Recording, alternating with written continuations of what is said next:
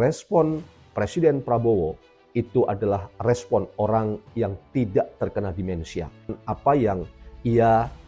alami atau ia rasakan sangat lancar dan begitu cerdas, dan bahkan Presiden menjaminkan ya bahwa pemerintahnya itu akan bekerja dan memastikan bahwa apa yang dianggap sebagai tindakan-tindakan aparat yang berlebihan sehingga kemudian terjadi penyiraman air keras yang diduga dilakukan oleh sejumlah anggota BAIS, maka saya ingin katakan respon Presiden Prabowo itu adalah respon orang yang tidak terkena demensia. Malah jaminan yang ia berikan untuk keamanan dari semua aktivis ya yang memperjuangkan hak asasi manusia itu membuktikan ya sekali lagi tidak ada orang yang terkena demensia itu adalah orang yang bisa sangat tepat dan terukur dan kemudian bahkan berani menjaminkan dirinya secara sadar bahwa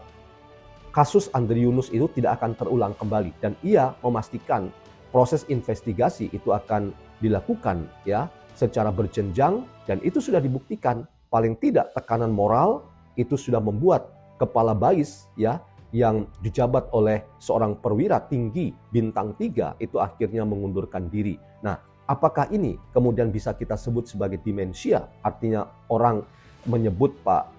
Prabowo itu terkena pikun ya, mengalami kepikunan. Menurut saya berlebihan, dan menarik yang dikatakan oleh Gusti Dewi tadi bahwa ini ya karena dikeluarkan oleh seorang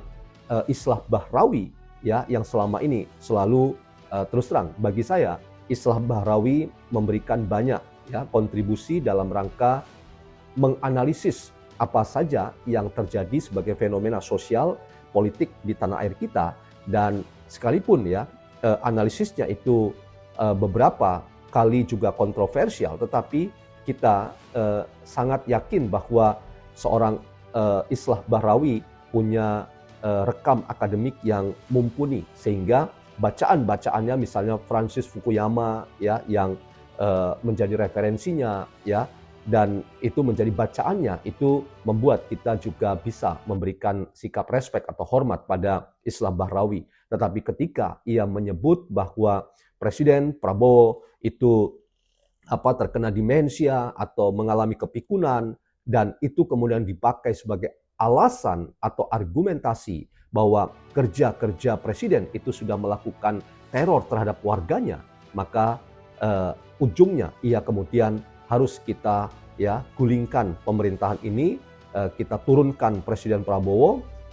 karena dia kerjanya sekarang hanya meneror warganya. Ini menurut saya sebuah pernyataan berbahaya ya, dan sekaligus ini pernyataan yang tidak berbasis pada data empiris. Mengapa? Karena sekali lagi ya Presiden Prabowo Subianto sangat sadar tentang situasinya hari ini ya, tidak bisa disamakan Prabowo akhir 90-an dengan Prabowo hari ini ya. Menurut saya Presiden Prabowo ya sedang melakukan tindakan-tindakan yang tegas, terukur, dan